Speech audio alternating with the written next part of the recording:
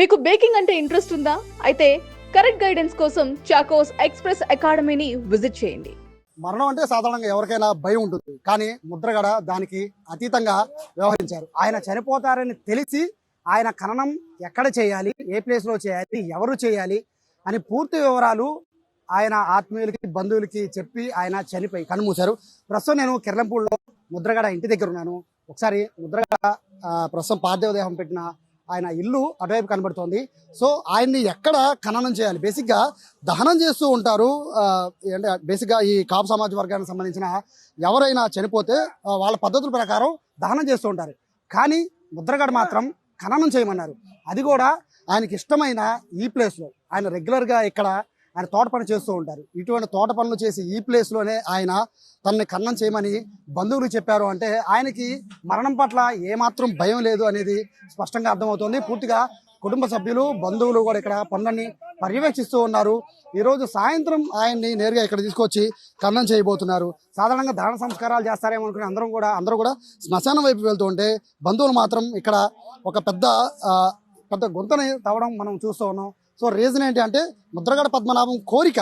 ఆయన చనిపోయే ముందు కూడా ఆయన ఏం చేయాలి, ఎలా చేయాలి అని చెప్పారంటే ఆయనకున్న ధైర్యం ఏంటో అర్థమైపోతుంది. కేవలం రాజకీయాల్లోనూ సామాజిక అంశాల్లోనూ ఆయన చూపించే తెగువ ఆయన మరణంలో కూడా ఆయన చూపించారని ఈ విషయాన్ని బట్టి అర్థమైపోతుంది.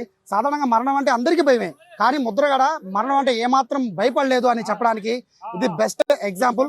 ఆయన చనిపోతారు అని ఆయన తెలిసిన వెంటనే కుటుంబ సభ్యుల్ని పిలిపించుకొని ఆయన మాట్లాడి ఇక్కడ చేయాలి కార్యక్రమం అని చెప్పారంటే నిజంగా ఈ విషయంలో అయితే ముద్రగడని అభినందించాల్సిన పరిస్థితి ఉంటుంది. ఎందుకంటే చాలా మందికి మరణం అనేది ఒక భయం కావచ్చు, లేకపోతే తదనంతరం ఏమవుతుందని భయం కావచ్చు, లేకపోతే తన ఆస్తులు ఏమైపోతాయని భయం కావచ్చు. ఇవన్నీ దానికి అతీతంగా పనిచేసిన పరిస్థితి. సో కొంతమంది ఆత్మీయులు అండ్ బంధువులు సార్ ఎందుకని ఇదే ప్లేస్ని ఎంచుకున్నారు, రీజన్ ఏంటండి? ఆయనకి ఈ ప్రదేశంలో ప్రేమ, ప్రాణం, ఇక్కడే చావాలి, ఇక్కడే ఉండాలి. నేను చనిపోయి ఇక్కడ ఉంటానని చెప్పాడు ఆయన. అది ఎవరు చెప్పారనుకుంటున్నారు? అనుచరులు చెప్పాడు. నేను చనిపోయిన నా పిల్లలు చెప్తే భయం పడతారు. నీకు చెప్తున్నాను, 6 నెలల ముందు చెప్పాడు ఆయన. ఇక్కడికి పెట్టమని చెప్పాడు వాళ్ళ అబ్బాయికి. కానీ ఎక్కడ పెట్టాలో కూడా ఆయన చెప్పాడు. ఇక అంటే నాకున్న సమాచారం ప్రకారం అంటే ఈ సామాజిక వర్గంలో చూస్తే ఎక్కువ దహనం ఉంటుంది. కానీ ఆయన కోరిక ఈ మట్టిలో కలిసిపోవాలి. ఈ మట్టి మీద ఉన్న మమకారం ప్రేమ అయింది కోరుకున్నాడు. బేసిక్ అందరికి భయం కదండి చావు అంటే, కానీ అంత ధైర్యం భయం లేదు సార్. చావు అంటే భయం అయితే 13 రోజులు నిరాహార దీక్ష ఎందుకు చేస్తాడు సార్? 15 రోజులు ఒక నిరాహార దీక్ష, 2 నిరాహార దీక్షలా, 10 నిరాహార దీక్ష, 13 రోజులు నిరాహార దీక్ష చేస్తే మనం ఉండగలమా? ఒక పూట తినలేదు చచ్చిపోతాం. 13 రోజులు తినలేక హాస్పిటల్లో ఉన్నాడు ఆయన. ఆయన నమ్ముకున్న సిద్ధాంతం కోసం, నమ్ముకున్న మనుషుల కోసం, ఆయన నమ్ముకున్న ప్రజల కోసం ప్రాణ త్యాగానికని ఎప్పుడు సిద్ధమే. ఆయన ప్రాణం కోసం ఎప్పుడూ భయపడలేదు.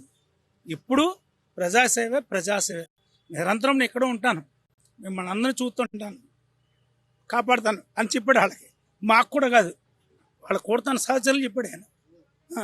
కొడుకు కూడా చెప్పలేదు ప్లేస్, సహచరులకు చెప్పాడు ఆయన. ఇక్కడికి పెట్టించండి నన్నని. వాళ్ళ శ్రీమతి గారిని విధవ కార్యక్రమం చేయొద్దు అని కూడా చెప్పాడు ఆయన. విధవ కార్యక్రమం చేయొద్దు, పుట్టుకతో వచ్చిన ఏమీ తీయడం కుదరదు ఆవిడకి. నేను పెళ్లి కూడా పచ్చేయం ఏమి రాలేదు, అన్నీ ఆవిడ పుట్టుకతో వచ్చాయి. ఆవిడతో తీసాను, కాళ్ళతో తాళి తీసేస్తా తప్ప మిగిలి ఏం తీయొద్దు అని చెప్పారు. అలాగే చిన్నకార్యం పెద్దకార్యం కూడా చేయొద్దు అన్న, అది కూడా చెప్పాడు ఆయన. కన్న కూతురు రాక్షసులాడు కూతురు ఇప్పుడు నా కడుపున, దాన్ని బట్టి ఇంట్లో రానిదని కోరుకున్నాడు. కానీ అది పోలీసు వారి సహచర్యంతో రాగలిగింది లోనికి. ఇంకంతకన్నా దౌర్భాగ్యం ఏమీ లేదు. ఆయన కోరిక అది ఒక్కటే నెరవేర్చలేకపోయాం మేము. ఏ కోరిక అయితే కోరుకుండా కూతురు రాకూడదని అది మట్టుకు మేము ఆపలేకపోయాం. అయినా ఇక్కడ ఆయన అభిమానులు ఎవరు చూడలేదు. ఏదో ఒక యాక్ట్ చేసి వెళ్ళిపోయింది. ఆవిడ కేవలం ఒక షో చేయడం కోసం వచ్చింది. రేపు జనసేనలో పవన్ కళ్యాణ్ గారు మెచ్చి మేకతోలు కప్పేస్తాడు, రాజమండ్రి మేయర్ ఇచ్చేస్తాడని ఆశ, లేదా మా ఎమ్మెల్యే టికెట్ ఇచ్చేస్తాడు ఆశ, అంతే తప్ప తండ్రి మీద ప్రేమ కానీ ఇంకేమైనా. తండ్రి మీద ప్రేమ ఉన్న ఆవిడైతే హైదరాబాద్ హాస్పిటల్కి వచ్చినప్పుడు హాస్పిటల్ మేనేజ్మెంట్ ఒకటి చెప్పారు, నీవు మీ నాన్నగారిని చూడాలంటే మీద మీ తల్లిగారు ఉన్నారు, ఇల్లు ఆవిడ పర్మిషన్ తీసుకురా చివింత అని చెప్పారు. తల్లి దగ్గరకు వచ్చి అడగలేదు ఆవిడ. హాస్పిటల్ యజమాని గొడవాడి నాకు రైట్ ఉన్న ఏ రేట్ ఉంది తెచ్చుకోమ్మా. బ్రిటిష్ వాళ్ళ టైంలో వీళ్ళ తాతగారికి మీకు ఎంత పొలం కావాలో చెప్పండి అని అడిగితే మా చెయ్యి ఎప్పుడు పైన తప్ప కింద ఇప్పుడు అలవాటు లేదు, మాకు అక్కలేదని చెప్పాడు ఆయన.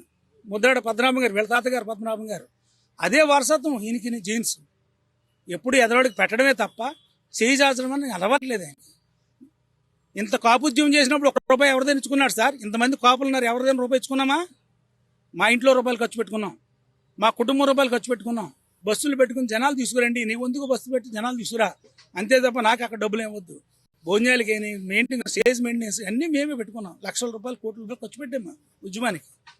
మేము అక్కడికి చెప్పు, ఇది రాజకీయం ఎలక్షన్ కాదు కదా వెంకట గారు, కులం కోసం ఉద్యమం చేస్తున్నారు, అందరూ సహకరించే బాగుంటుంది కదా అని అడిగితే, ఇవాళ మనం ఏ వ్యక్తి దగ్గరైనా ₹1,00,000 తీసుకుంటే ఆ వ్యక్తి నా పేరు చెప్పి 10 లక్షలు వదిలేస్తాడు. అక్కడ ఆ చెడ్డ పేరు మనకు రాకూడదు.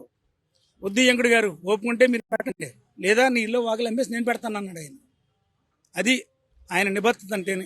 నిజంగా ఆయన చివరిగా చెప్పిన మాట అంటే 6 నెలల ముందే ఆయన చావు గురించి ఆయన స్పష్టంగా ఆయన తెలుసుకొని ఆయన ఎక్కడ ఆయన్ని ఖననం చేయాలి, ఖననం చేసిన తర్వాత భార్య కూడా ఇబ్బంది లేకుండా విధవరం చెయ్యొద్దు అంటూ కూడా పుట్టుకతోనే ఆవిడ అన్ని కూడా బొట్టు అని పెట్టుకున్నారు.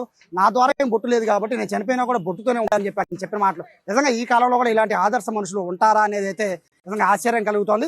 మొత్తం ఎంటైర్ ఇక్కడ కిర్లంపూడిలో ఎవరిని కదిలించినా కూడా ముద్రగడ అనేది పొద్దు నుంచి కూడా అందరి నోటమట అదే నాంతున్న పరిస్థితి. ప్రస్తుతానికి అయితే కన్న కార్యక్రమం ఈ రోజు సాయంత్రం జరగబోతోంది. దీని తర్వాత ఏదైతే దిన కార్యక్రమం ఉంటో అవి కూడా చేయొద్దని చెప్పారు నేపథ్యంలో పూర్తిగా దానికి కూడా దూరంగా ఉండబోతున్నట్టుగా కూడా చెప్తున్నారు. ఇక్కడ